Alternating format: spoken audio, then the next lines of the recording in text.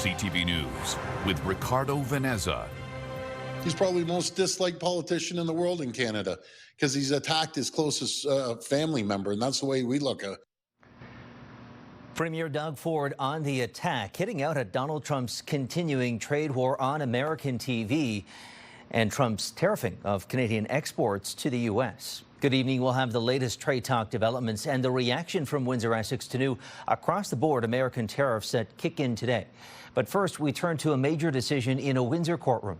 A city man has been convicted of participating in a terrorist group. As CTV's Michelle Molesky reports, the decision comes following a previous and separate police investigation into the man for mischief and vandalism. 22-year-old Seth Bertrand had no comment as he raced from Superior Court Thursday.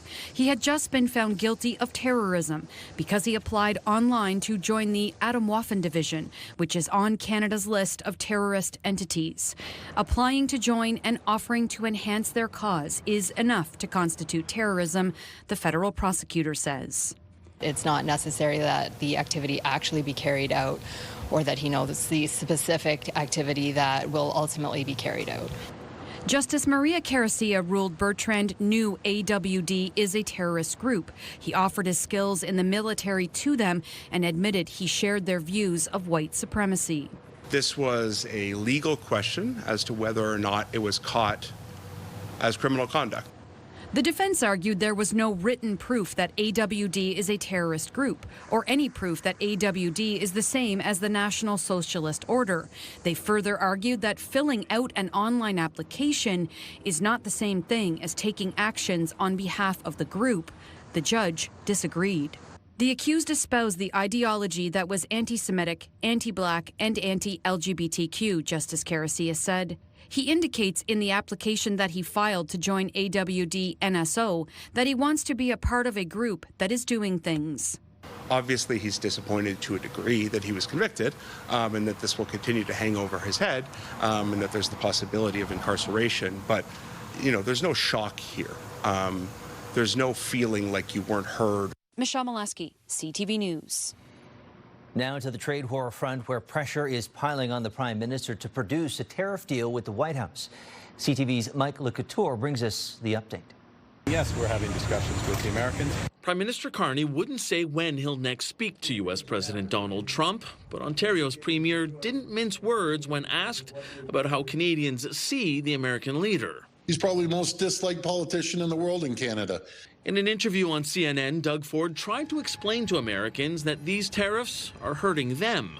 When you see 37,000 Americans have lost their jobs, that can't pay the rent or can't pay a mortgage, put food on their table, and this is just going to grow even more. A new report from Yale University shows the current tariffs will hit American consumers. We're expecting an adjustment of about over $2,000 to, their real household income and sort of purchasing power. The impact could be felt in back-to-school shopping, as the tariffs will make shoes 40% more expensive, and the price of other clothes will rise by 38% because of import duties.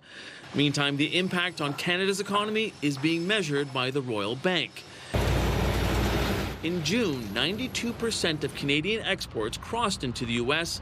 duty-free because they are covered under the current trade agreement, leaving 8% subject to punishing tariffs.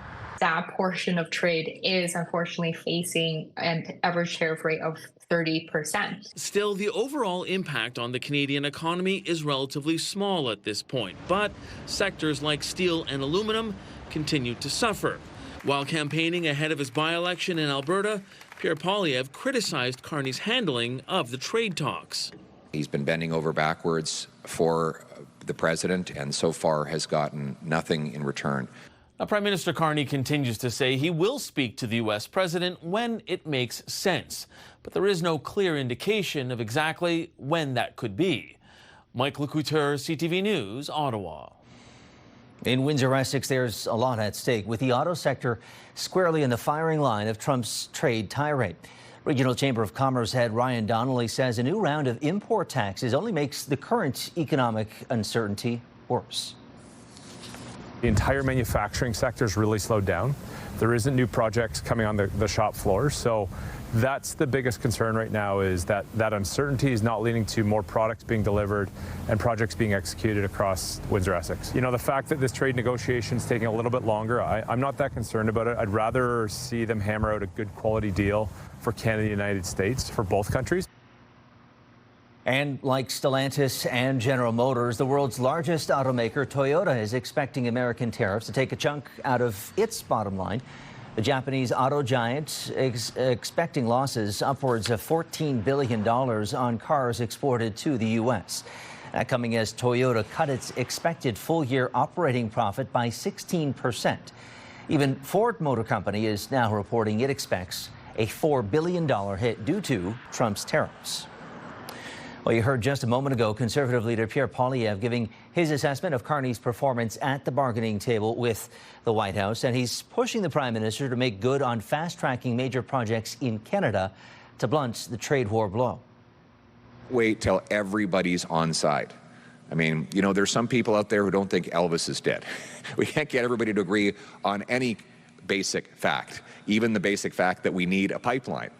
So you're going to need national leadership, and yeah, that means that some people are going to protest, maybe chain themselves to a tree, but we have to push through that if we're ever going to get anything done. Poilievre was in Calgary and also campaigned ahead of the federal by-election vote in Alberta on August 18th, where he's vying for a seat to get back into the House of Commons. Advance voting begins tomorrow. An adapted ballot has been created to manage the roughly 200 candidates who have signed up to contest the riding as part of an electoral reform protest. And in Windsor's Ward 2 by-election, a third person has officially entered the race. Helmi Sharif is taking a 7th run at City Hall.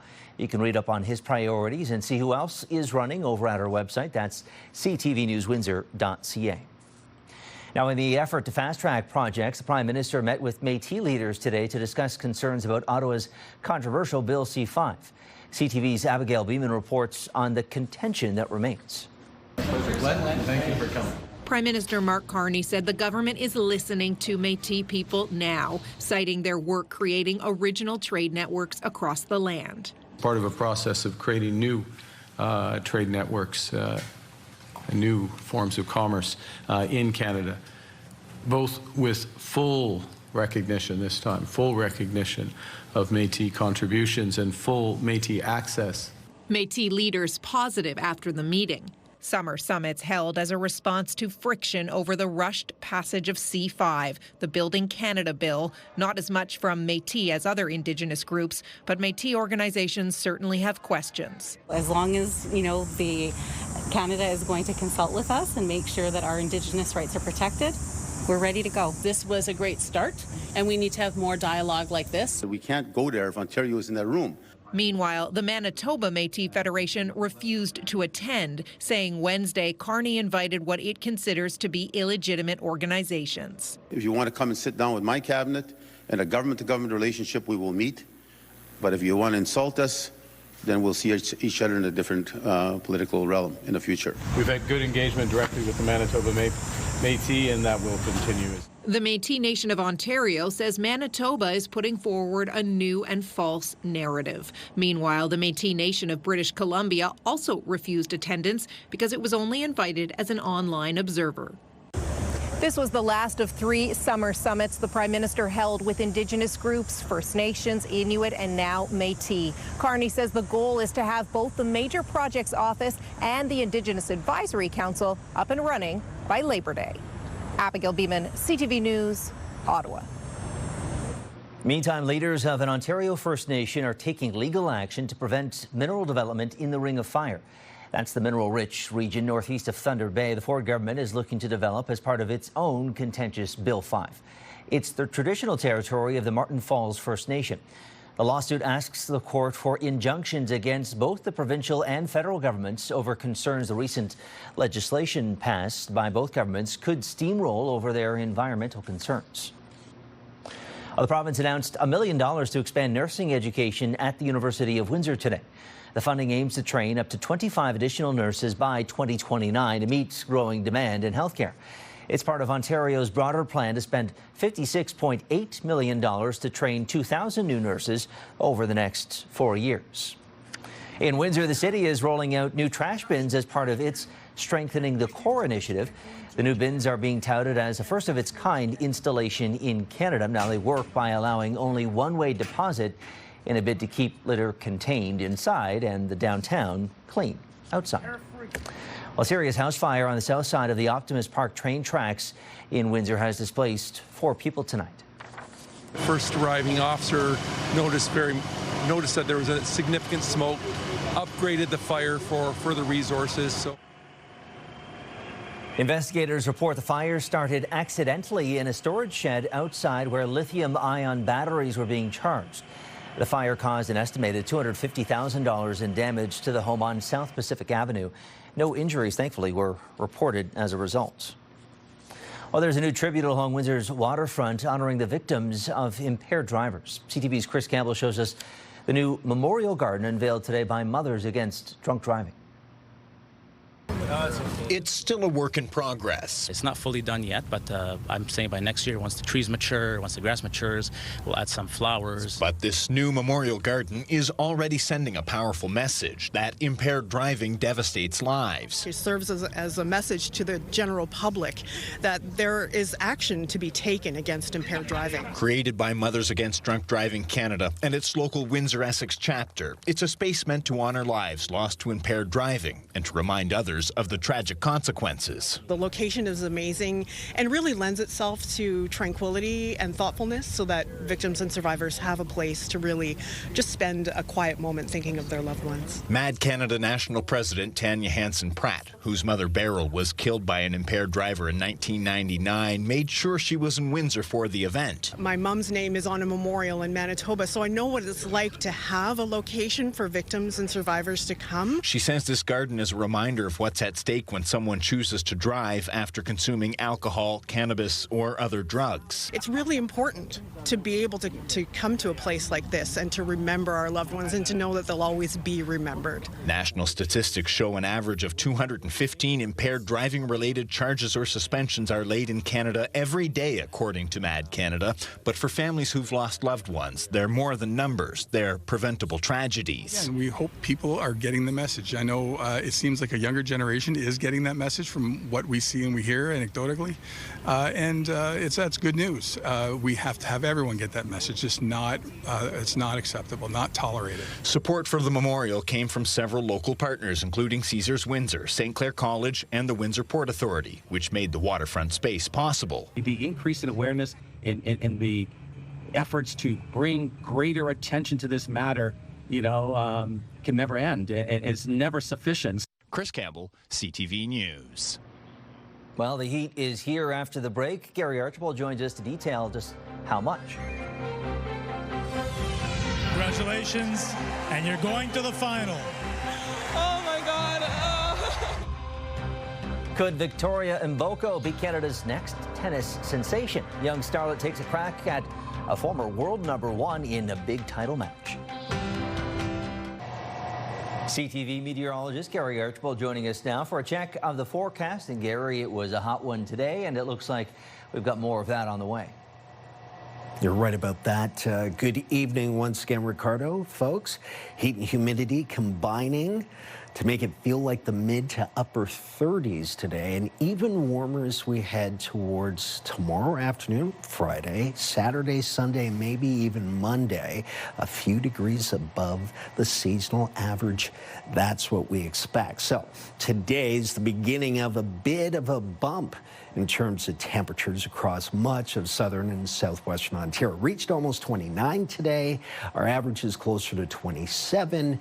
Tomorrow, 30 or 31. And why is this happening? Well, the good flow of southerly air has just been sitting over the lower Great Lakes, and it's helped to fuel some daytime heating thunderstorms. Essentially, we get parcels or pockets of air that can stand alone, and we saw it in eastern Michigan near Livonia. Got into some nasty thunderstorm activity, but they just sat and mushroomed right over that one particular spot. And a little bit further to the north in upper Michigan, daytime heating, warm air just rises in that location. It can happen anywhere, but specifically it was prime, and the atmospheric conditions were perfect for that setting. They didn't cross the border. No, they didn't venture towards southern Ontario. We could still see the same setup tomorrow and again for Saturday. Area showers, scattered showers and thunderstorms combination. I mean, it's summertime. This is what we anticipate, and the architecture, the environment in the atmosphere is conducive to that. So as the day warms up, that warm air, if it gets a bit of a trigger and works its way upwards, you can get into a significant situation where those clouds start to condense rapidly, very unstable atmosphere, and you produce showers and maybe some thunderstorms. The rainfall tallies are impressive in upper Michigan, not here in the next 24 to 48 hours. If we do see rain, it's probably the eastern shores of Lake Huron. I think the Bruce Peninsula, Wiarton Sound, Shelburne, Mount Forest could get into it, and a little bit further east towards Lake Simcoe. Meanwhile, extreme southwestern Ontario is relatively clear tonight into tomorrow. 19 is the low before dawn Friday morning, and will warm up progressively. Wow, it's already feeling like 35 at noon, 30 the high, maybe even 31, feels like 38 to 40 in Windsor, Essex, and Chatham-Kent following suit. A bit windy in the afternoon tomorrow, by the way. That will help clear the air out. Sunny on Saturday and Sunday, 31s apiece, feels like 35 plus. Monday, Tuesday, Wednesday, Thursday, increasing cloudiness, and note, temperatures cooling off, 31, 29, 29, 26. Keep the umbrella nearby. Much needed rain is anticipated to some degree.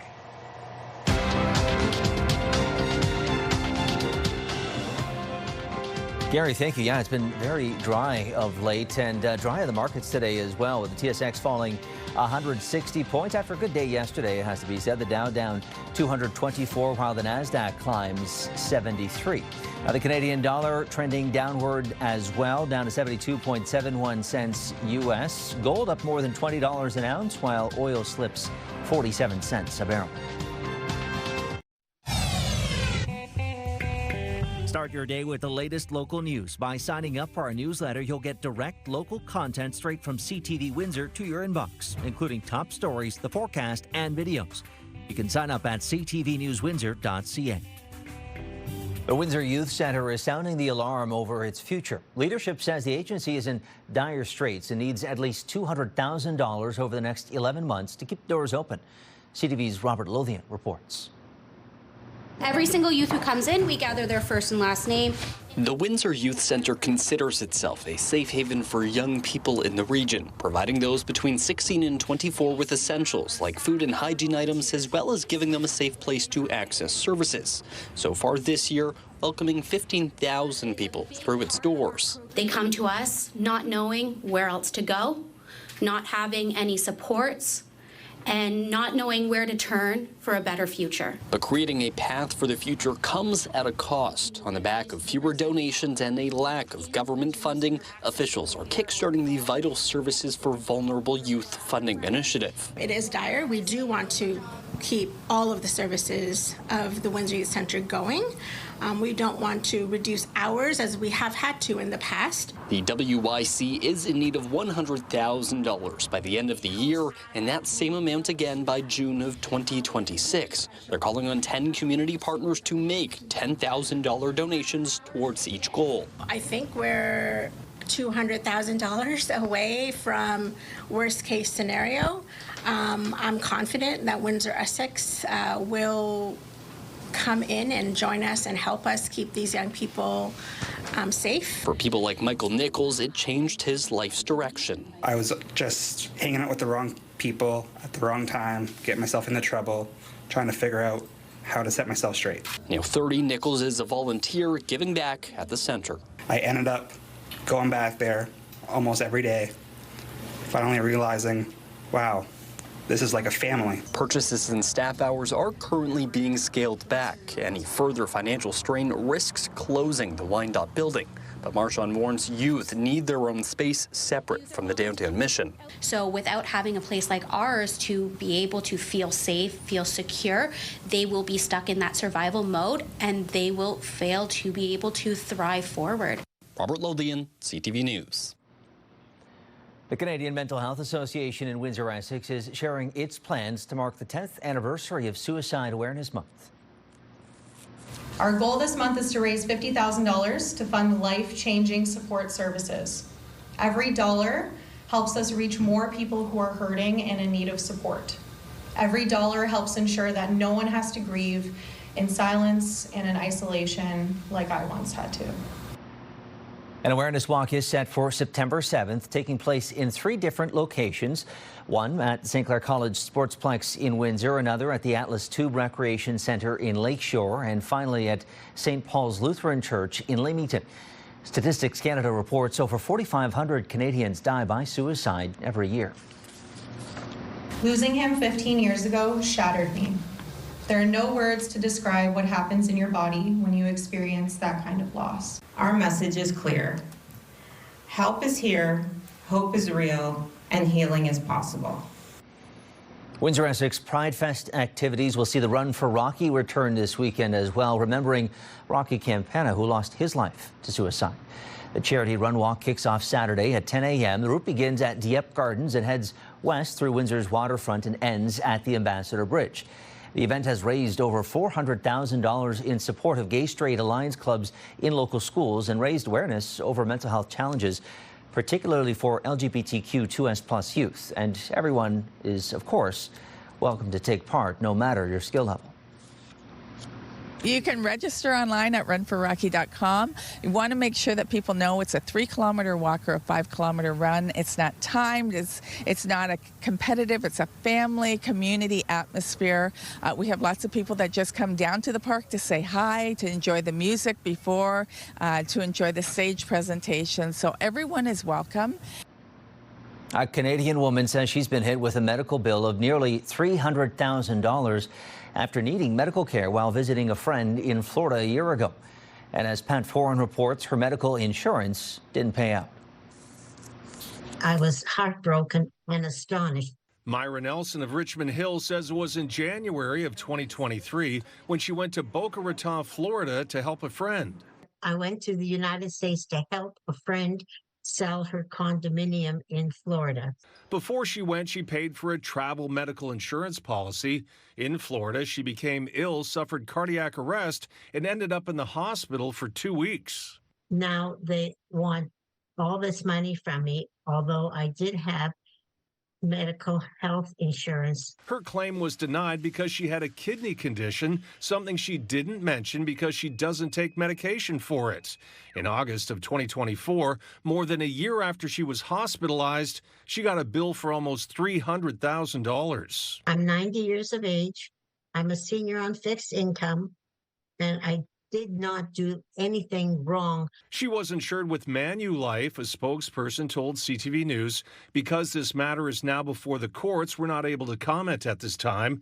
However, it's important for travel insurance customers to be aware of everything they know about their health to ensure they get the right coverage. These types of situations are incredibly unfortunate.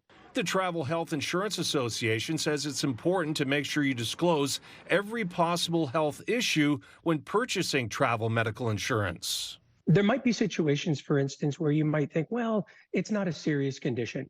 The important thing is always disclose. If in doubt, check with your doctor before traveling. To make sure that they're not making notations in your file that might be uncovered at time of claim. I just need help. Nelson says she is stressed and uncertain how to deal with the massive bill. I'm very upset about it. I cannot cope with it. It's very hard coping with the fact that I owe all this money and I can't pay it. Pat Foran, CTV News. Pure Country 89, Windsor's country music station. Pure access to the biggest stars and the hottest songs. Download the free iHeartRadio app to listen to Pure Country everywhere.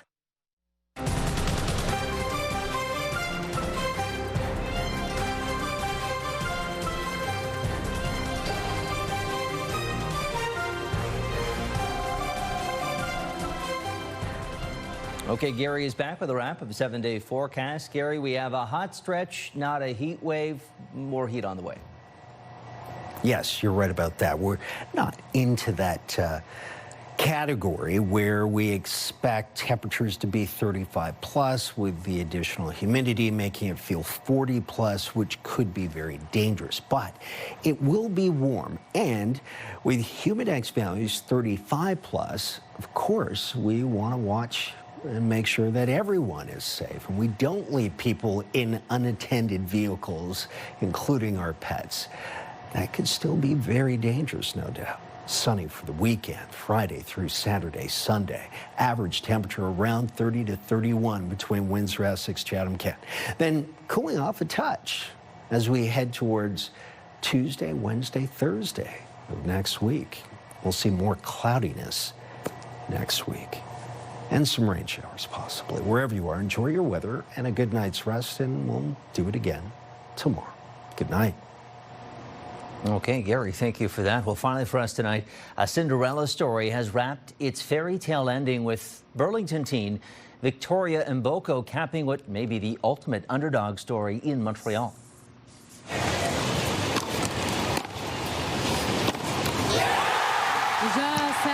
The maiden of Montreal.